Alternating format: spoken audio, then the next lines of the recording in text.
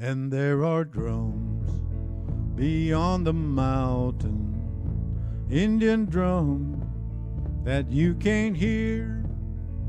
There are drums beyond the mountain, and they're getting mighty near. Wait, and welcome to episode 11 of Notes from the Center from the Methow Valley Interpretive Center in Twisp, Washington. This month, February, now we're into March, is known as Spacht to the Methow people and other Insulcine-speaking people.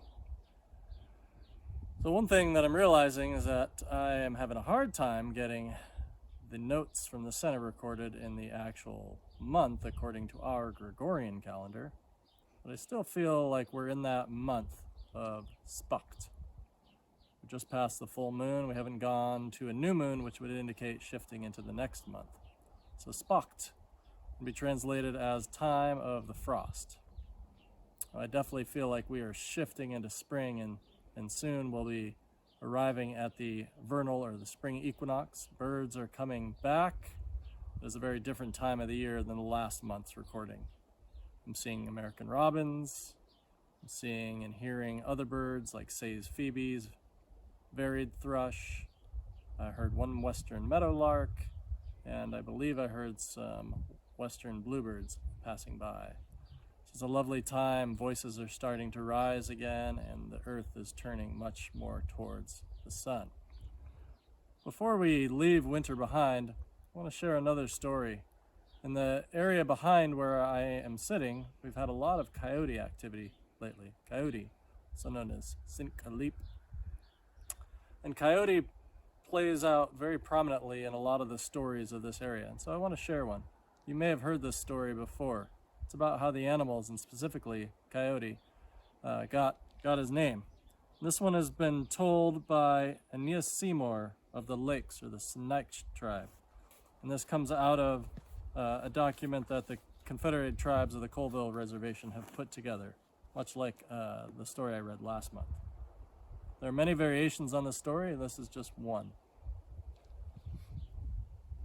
In the beginning of the world, Spirit Chief called a meeting of all the animal people. "Some of you do not have names yet," he said when they had all gathered together, "and some of you do not like the names you have now. Tomorrow, before the sun rises, I will give a name to everyone, and I will give each an arrow also. Come to my lodge as soon as the darkness is gone. The one who gets there first may choose any name he wants, and I will give him the longest arrow. The longest arrow will mean that he will have the most power." As the people left the meeting, Coyote, Sincalip, said to his friend, Fox, Whale, "I'm going to be there first. I don't like my name. I want to be called Kilauna, Grizzly Bear, or Melicanoops, Golden Eagle." Whale laughed. "No one wants your name. You may have to keep it. I'll be there first," repeated Sincalip. "I won't go to sleep tonight." That night, he sat by his fire and he stayed awake for a long time. Owl hooted. Snina hooted at him. Frog, Smina, croaked in the marshes. Coyote heard them all. But after the stars had closed their eyes, he became very sleepy. His eyelids grew heavy. "I'll have to prop my eyelids open." So he took 2 small sticks and he propped his eyelids open. "Now I can stay awake." But soon he was fast asleep. And when he awoke, the sun was making shadows. His eyes were dry from being propped open, but he ran to the lodge of the Spirit Chief. "I want to be Kilauna," he said, thinking he was the first one there. The lodge was empty except for Spirit Chief. "That name is taken, and Kilauna has the longest arrow. He will be the chief of the animals on the earth." "And I will be Melicanoops." "That name is taken, and Melicanoops has the second arrow. Melicanoops will be the chief of the birds." "And I will be Ntiti, Chinook salmon. That name is taken, and salmon, Ntiti, has the third arrow. Ntiti will be the chief of all the fish. Only the shortest arrow is left, and only one name, Sincalip Coyote. and the spirit chief gave Coyote the shortest arrow. Coyote sank down beside the fire of the spirit chief.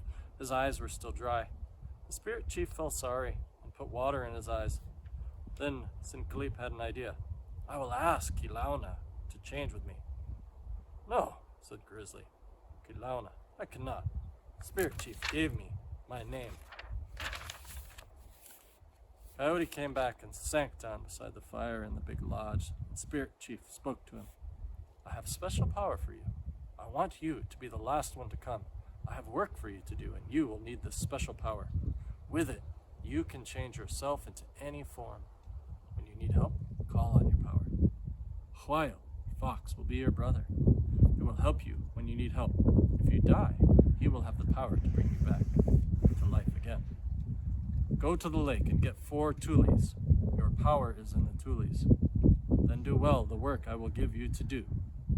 So that is how Sinclair got his special power and his name. Thank you for listening. Wait, ihi put. That's all.